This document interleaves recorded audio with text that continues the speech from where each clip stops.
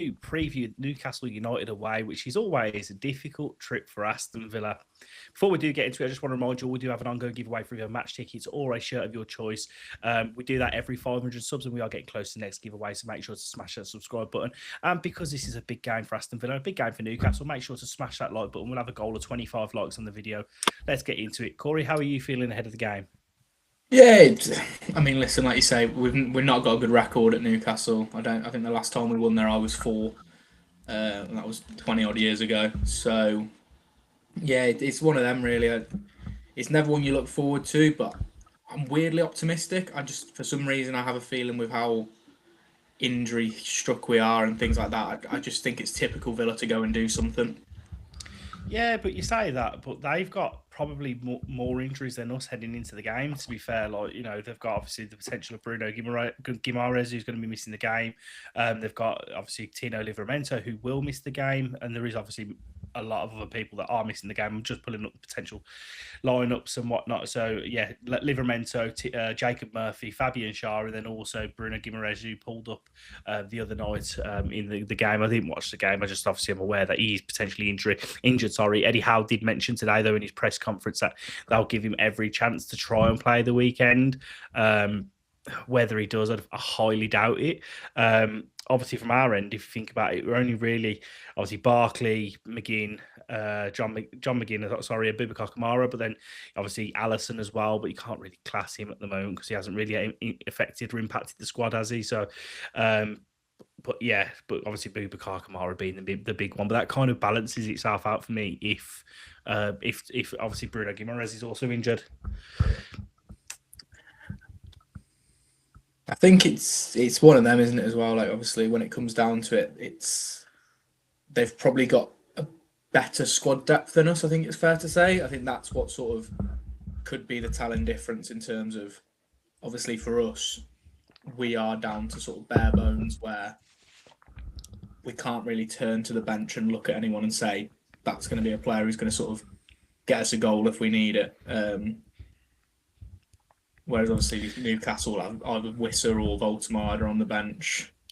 Well, that'll be it. They'll have the one that they can turn to. Really, I don't think when you look past, if you look past them, you're looking at like, for example, their bench against PSV was Nick Voltemade. I'll just name the ones that we know: Nick Voltemade, Joe Willock, Jacob Ramsey, Louis Miley was also on the bench, and Anthony Elanga. And to be honest with you, Anthony Elanga doesn't worry me in the slightest. He's been absolutely terrible for Newcastle United. Voltemade should worry a lot of teams, but he's been, should we say, underperforming over the last few weeks. I'm pretty sure most Newcastle fans will say that. I can see we've got a Newcastle fan in the comment section already. Stephen, how are you, my friend? I would. Do you know my general feeling is I wouldn't be surprised if Newcastle have one eye on the game in the week against PSG, because obviously they need to win that to secure top 8 football. Obviously with Villa in our situation, what we're in, we kind of have a bit more flexibility. Like obviously we're playing at home against Salzburg, which we should realistically win. And obviously, we've already qualified for the top 8. Yes, we want to finish in the top 2, but there's a little bit less pressure in that sense on Villa.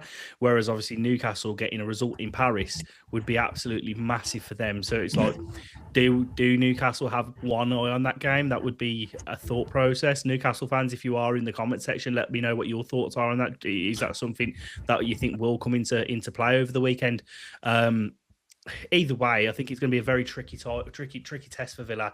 Look, we don't play well when we go to St James's Park. We never do. If you offered me a draw right now, I'd snap your hands off for it. Can we get a result? Why can't we?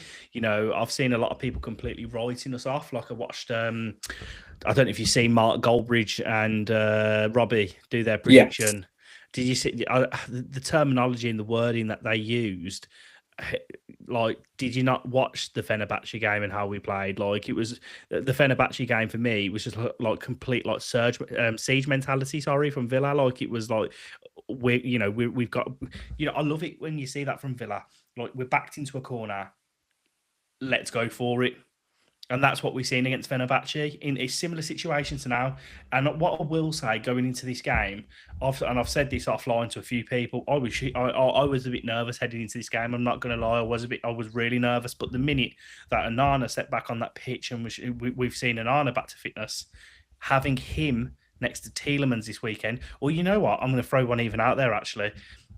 If we even had, I would even take Bogard next to Anana with Tielemans ahead of him and play the three, because Newcastle won't change formation. They will play with a three, and even if Bruno Guimaraes is injured, they're potentially going to go Louis Smiley, Tonali, and Joelinton. So that's a free, and stylistically, it's going to be a bit of a clash between the two sides at the end of the day, so that we could get overrun in the midfield. And we've been to there, and we have been overrun in midfield. Like, I'm pretty confident if John McGinn was fit, he would probably play in a more central role just for his energy around in the centre of the park. And we've seen that at home when we beat them, not the last home game, it was the draw, but the time before that, towards the end of the season, John McGinn played in a more of a central role, and we were so much better against them. I just think the way they play with more of a three in the centre of the park, it does cause us issues. So I wouldn't be surprised if we seen us kind of match them up in that sense and put Onana, Bogart, and Tielemans in there. Yeah, I think it's definitely a likely possibility. It's one that I think I'd definitely prefer. I don't really want to see Buendia playing if we can help it. As much as there may be Villa fans who disagree, I just don't think. I still don't think he's good enough. I just think he's not. He's had a few moments this season, and fair play to him. He came back with a bit of a resurgence, but I think he's starting to show why there was a bit of doubt in him. As a player off the bench, I still think he can impact games, and he can definitely come on and sort of be that creative spark when we need it in the last 15 minutes or so. But I just think in terms of starting the game, I don't think he was particularly poor against Fenerbahce, but I just don't think he really got into the game. And I think, like you say, someone like Tielemans in that gap just to sort of something a bit different. I mean, we're due a Tielemans Thunder Bastard as well at some point. Goal, so it'd be nice if one of them could appear on Saturday, just something out of the blue. But like you say, I think the Fenerbahce game for me has changed my whole perspective on the weekend. I think going into that game, obviously with the news of Kamara and McGinn getting injured, obviously I think a lot of Villa fans at the start of the week were basically down in the dumps and probably similar to me overreacted and thought, right, we're going to lose 3-0 to Fenerbahce, we're going to lose 4-0 to Newcastle on the weekend, and we're just going to have to sign some players and then grow back into it this week coming against Salzburg, and I can't remember who we've got on the weekend after. But that Fenerbahce game, like you say, the performance, I thought we absolutely battered them. I mean, stats will say otherwise, but stats don't mean anything. Oh, I don't think Fenerbahce had a shot in the box, or if they did, it was that one from Talisca. That's about it. Everything was pop shots and shots from 25, 30 yards. So there's no reason we can't restrict them, and there's no reason we can't go to St James's Park and get a result. No, I do agree with you. Look, it's going to be challenging. It's going to be difficult. Getting out there back four can prove challenging. I actually think we won't concede that many. Are probably like final last words heading into that game. We've been battered there a few times. I just don't think they're quite ticking in front of goal, which sounds a bit weird considering they won 3-0 in the week against PSV. But apart from that, they haven't been battering teams. So, it's been quite tight, the games have. And I think defensively, we're pretty good. It'd be interesting to see who he does put in the back four, especially at the centre of the defence, whether he does keep an Ezri Konsa in there. Obviously, Konsa will start, that's for me. But, yeah. I mean, like, does he bring in potentially Mings? Does he bring in Lindelof? I'm not quite sure. Pau Torres. Obviously, being a tricky game. The one for me, who's going to start up front? Will it be Voltemade or will it be Wissa? It's very much a game of cat and mouse between the two sides. And go on, mate. I was going to say that's the biggest decision I think we have is obviously Pau Torres, as we said, he's key to how Villa play. Like with him playing, we know how we're going to play those balls into the sort of midfield third. Against Everton, he was really poor. He was really sloppy. His passing was poor. His defending was poor. Tyrone Mings obviously comes in against Fenerbahce and absolutely bullied John Duran for 90 minutes. He little brothered him. He made him look silly, and he sort of showed the striker as to why we got rid of John Duran. Yeah, he did. Go on, I sorry. really do. I was going to say, I think it really depends on who they put up front, and it is literally a flip of a coin. Because if it is a Voltamada, you probably want someone that's going to be a bit more physical up against him. But if it's Wissa, then that's tricky, isn't it? Because then you've got three Yeah, absolutely rapid forwards in obviously Harvey Barnes, Anthony Gordon, and Wissa. They can cause any team danger. I wouldn't be surprised if it's Wissa. I know I think he started, didn't he, against PSV for them because he scored. I think he scored the yeah, opening goal. yeah. Correct me if I'm wrong. But I'd be very much more concerned seeing him than Voltamada. I don't think Voltamada's final last words again.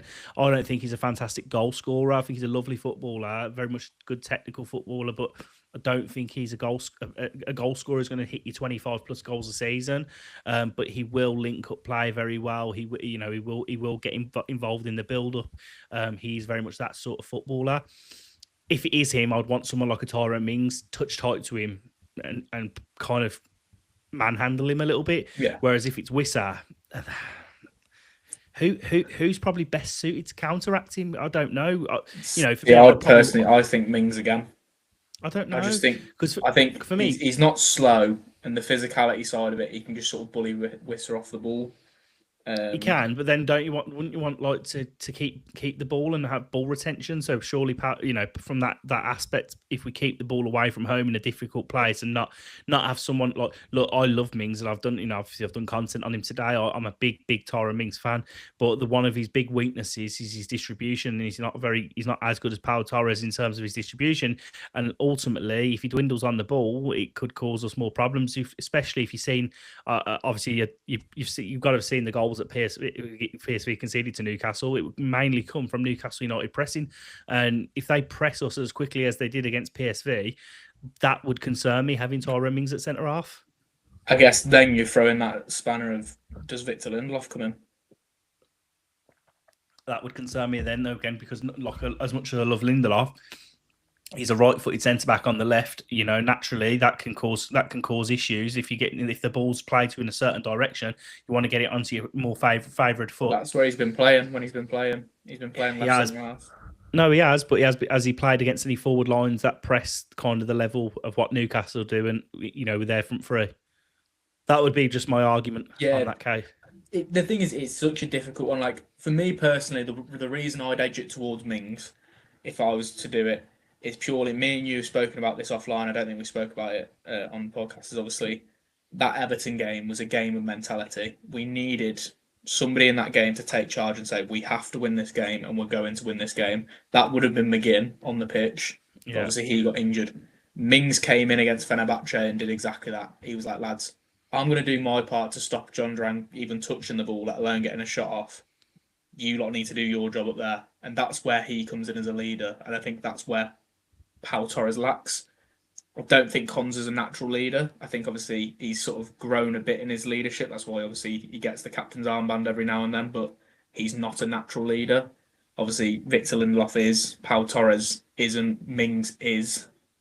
But again, like you say, it's that thing of, if we're looking at a way of sort of counteracting the press, if they're going to be throwing people forward, you need someone like Pau Torres who's obviously going to be able to play those quick passes into the midfield where we come alive in the midfield. Like the link-up play between Rodgers, Buendia, Tielemans against Fenerbahce at times, the one-touch football was ridiculous. And it's such different. I think whoever he picks on the weekend, it's going to have an effect on the game one way or another, isn't it? Of course it is. I'll tell you who I think is going to have a good game, and I'll hold me to it, because I know a lot of Villa fans are kind of a bit annoyed with him at the moment in times. Ollie Watkins, I think he'll have a good game. And obviously with the announcement of Tammy Abraham at the football club now, he's going to know he has to start performing. He has to start scoring goals. And I say start performing because he has done pretty well in spells. He obviously had that Chelsea game where he come off the bench and he absolutely battered Chelsea. But it's been too far between those performances, hasn't it? Really, I think it's fair to say, and the goals have been too spread out. I wouldn't be surprised if he turned up and he had a good performance against Newcastle United. He's coming up against obviously Malik Chow, who's probably one of the better defenders in the Premier League this season, in my opinion. Sven Botman, I'm not massively convinced. I was going to say, if he can get himself onto Botman's side, he'll have a field day. Yeah, I'm not convinced on him. And then you would assume if Guimaraes is injured, Bruno's injured, the right back will be Kieran Trippier. Now, I think Trippier was absolutely amazing, to be honest with you. Like, especially like say 5, 6, 7 years ago or whatever, he was very, very good. But he's an aging defender. Yes, very experienced, but you got to fancy Rodgers and Watkins pulling into that channel, haven't you? Just a And little bit. Sancho, if Sancho goes onto the left as well, I think he might play on the right. To be honest with you, with McGinn, potentially, yeah. I I'd think rather the him than Evan Guessond. yeah, 100%. The concern for me with Watkins is, and I think this is a fair statement from me, and I think this is probably the best way you're going to sum it up is Ollie Watkins at this moment in time can play 60 minutes of football. That's it. His knee is that bad, that injured, where he'll do the first 60 and then he can't do anything else after that. So for me, if he is to affect the game, which I agree with you, Ben, I do think he owes a good performance and it could be this weekend, it will have to be in that first 60. Like the reason he can't come off at the moment because we haven't got a replacement to come on for him. Yeah, depth is terrible, isn't it? There, but Yeah, so obviously it's that Tammy's thing coming of now. yeah, exactly. But it's that thing of if we can get the game killed off in the first 60 minutes, which listen, it's easy said than done. Obviously, like I say, it's away at Newcastle. If you can go 2 or 3 goals up, then you can rest Watkins in that moment and actually chuck Guess on up front if you want. But like I say, Watkins at the moment can only seem to offer us 60 minutes, or obviously that flash of brilliance against Chelsea where he came on for 30 minutes. Yeah, no, I'm with you. It will be an interesting game. I'm looking forward to it. I don't think I ever look forward to this game. There's a couple games every season that I don't look forward to. Crystal Palace being one, and then Newcastle being the other, because we just Old Trafford as well. Man United, don't forget that one. Always the ones that just seem to we seem to struggle, don't we? But I think if there's ever any time that we're going to go there and get a result, I think it could be this. It could be this weekend. It could be in the use that word very loosely. But who knows? What would be your starting lineup? Should we go through it? Goalkeeper. I'm going to go. See, I'd go Bizot. I would. I'm not saying. That's not to discredit Emi Martinez, but you kind of know what you're going to get from it, Marco Bizot, and obviously we don't know the situation with Martinez, whether he's going to Inter Milan, whether he's actually injured. We're not quite sure what that actually looks like. Yeah. Right back, Matty Cash. Do you know, just quickly before going to right back, touching on your comment from earlier about obviously the press situation from the Newcastle, that's where I think I'd much rather have Bizot. I mean, with the mistakes what Martinez is making at the moment and how much he likes to hold on to the ball, with Marco Bizot, he'll just get rid of it if he doesn't feel comfortable with it. Yeah, but it's tactically driven by Unai Emery, isn't it, that? Yeah, exactly. Matty Cash right back, obviously. Centre half, Konza, and I'd go Mings personally. I'd probably go Pau Torres as much as Pau for me. Yeah. Left back Maatsen. 2 CDMs. Onana and Bagard. Yeah, I think it will be Onana and Tielemans, but I would say Onana and Bogarda. Sancho, Tielemans, Rodgers would be mine. Yeah. So who's yours if you're saying Tielemans? Is that 8? I can see it being Rodgers, Sancho, and Buendia. But do you know what? As much as I know you're not a massive fan of Buendia, but do you know what we'll give him credit for, mate? He grafts his arse off. He doesn't stop running.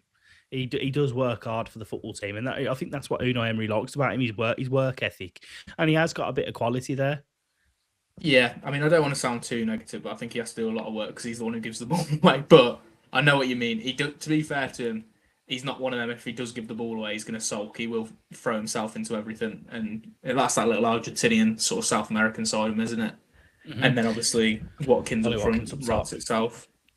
What's your score? Do we just throw Guess on up there? Why not get Brian Maggio in the mix? What's your score prediction for the game?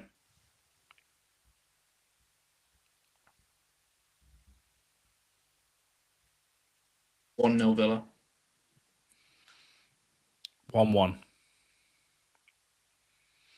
I said the same when we went to Crystal Palace, and I think I predicted a draw in Fenerbahce as well. So